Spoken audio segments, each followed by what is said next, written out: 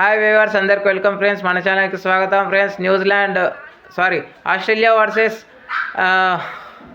Netherlands మధ్య మ్యాచ్లో Australia మొత్తానికి 3/3 మ్యాచెస్ గెలిచి క్వాలిఫై అయితే అయిపోయిందని చెప్పుకోవచ్చు.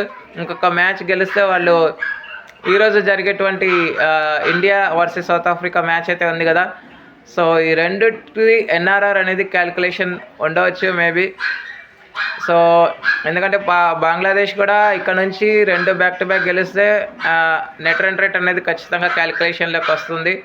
లేదు ఎలాంటి సినారియోస్ లేకుండా వెళ్ళిపోవాలి అంటే ఈరోజు జరిగేటువంటి మ్యాచ్లో టీమిండియా కంపల్సరీ గెలవాల్సిందే అగైన్స్ సౌత్ ఆఫ్రికా. ఓకే, ఇక ఆస్ట్రేలియా 3/3 మ్యాచెస్ గెలవడం వల్ల క్వాలిఫికేషన్ ఆల్మోస్ట్ సంపాదించినట్టే, అంటే 90 to 95% సంపాదించినట్టే.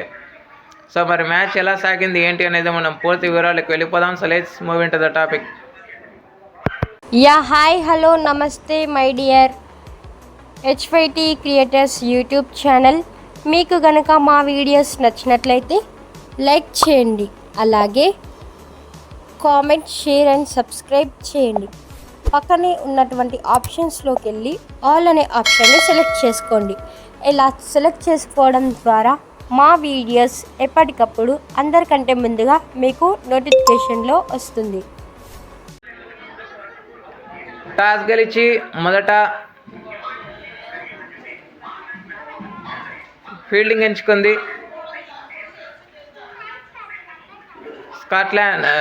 నెదర్లాండ్స్. ఫీల్డింగ్ అయితే ఎంచుకున్న దానికి ఇనిషియల్ స్టేజ్లో పవర్ ప్లేలో చాలా వరకు ప్రెషర్ అయితే పెట్టగలిగారు ఆస్ట్రేలియాకి. రన్స్ అనేవి యావరేజ్గా వచ్చాయని చెప్పుకోవచ్చు. 51 వరకు పార్ట్నర్షిప్ అనేది ఆస్ట్రేలియాకి లభించింది. తర్వాత 51 దగ్గరే 2 వికెట్స్ అయితే బ్యాక్ టు బ్యాక్ పడ్డాయి. బ్యాక్ టు బ్యాక్ పడ్డ తర్వాత జార్జియా వరల్డ్ ఫస్ట్ తను అవుట్ అయింది. జార్జియా వరల్డ్ ఒక 30 అరౌండ్ చేసి స్కోర్ అయితే చేసి అవుట్ అయింది. ఆ తర్వాత వచ్చినటువంటి 1 డౌన్ బ్యాటర్ అలీస్ పెరీ ఇలా వచ్చి అలా వెళ్ళిపోయిందని చెప్పుకోవచ్చు.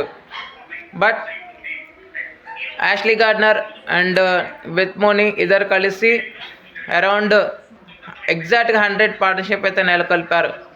ఎగ్జాక్ట్లీ 100 పార్ట్నర్షిప్ నెలకొల్పిన తర్వాత బెత్ మోనీ రిటైర్డ్ హార్ట్గా వెనుదిరిగింది. తనకి ఇంజురీ కన్సర్న్ ఉన్నందువల్ల 74 రన్స్ చేసి తను రిటైర్డ్ హార్ట్గా వెనుదిరిగిన తర్వాత మళ్ళీ విలువైన రన్స్ యాడ్ చేసింది.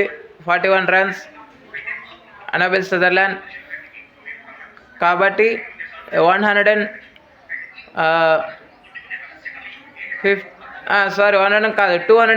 అయితే స్కోర్ చేయగలిగింది ఆస్ట్రేలియా. 213 చేసి అరౌండ్ 8 వికెట్స్ దాకా కోల్పోయింది.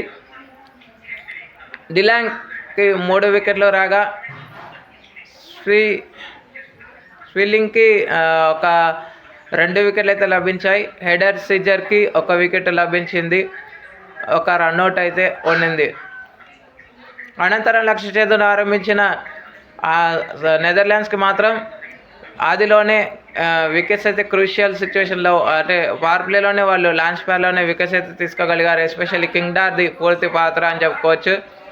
బట్ మిడిల్ ఆర్డర్లో, అంటే యాక్సిలరేషన్ పీరియడ్ దగ్గర నుంచి ముందు కన్సల్టేషన్ పీరియడ్లో అసలు వాళ్ళు గెలవాలి అనే ఇంటెంట్తో ఆడలేకపోయినప్పటికీ పార్ట్నర్షిప్ అనేది నిర్మించగలిగారు. కలిష్ అండ్ వాళ్ళ కెప్టెన్ డిలీడ్ ఇద్దరు కలిసి 96 రన్స్ పార్ట్నర్షిప్ అయితే యాడ్ చేశారు. 96 రన్స్ పార్ట్నర్షిప్ యాడ్ చేసినప్పటికీ 4 కొట్టే క్రమంలో తను 48కి రీచ్ అవ్వాలి అని అనుకుందేమో, కానీ అక్కడే వికెట్ అయితే పడింది. అనబెల్ సదర్లాండ్ వచ్చి వికెట్ తీసుకుంది. తర్వాత లాస్ట్ ఓవర్ నడుస్తుంది, అప్పటికే చాలా రన్స్ చేయాల్సింది. సో కొన్ని క్యాచెస్ అయితే డ్రాప్ చేశారు. ఎక్కడ యాక్సిలరేషన్ పీరియడ్లో, కన్సల్టేషన్ స్టేజ్ దాటిన తర్వాత యాక్సిలరేషన్ పీరియడ్ వచ్చిన తర్వాత కొన్ని క్యాచెస్ అయితే డ్రాప్ చేశారు. దానివల్ల తక్కువ స్కోర్కి కొన్ని వికెట్స్ పడగొట్టాలి అన్న ఇంటెంట్ అనేది పోయిందని చెప్పుకోవచ్చు. బట్ ఎట్టకేలకి ఆస్ట్రేలియా 98 రన్స్ తేడాతో విజయాన్ని అయితే నమోదు చేసుకుంది. Player of the match award అయితే no doubt no surprise Beth మోనికే player of the match award అయితే వరించింది. 74 రన్స్ చేసింది. కానీ ఓకే, థ్యాంక్ యూ ఫ్రెండ్స్. ఇలాంటి అప్డేట్స్ కోసం ఛానల్ని సబ్స్క్రైబ్ చేయండి, కమెంట్ చేయండి. మరొక అప్డేట్తో మీ ఉంటాను ఫ్రెండ్స్. అంతవరకు సెలవు, నమస్కారం.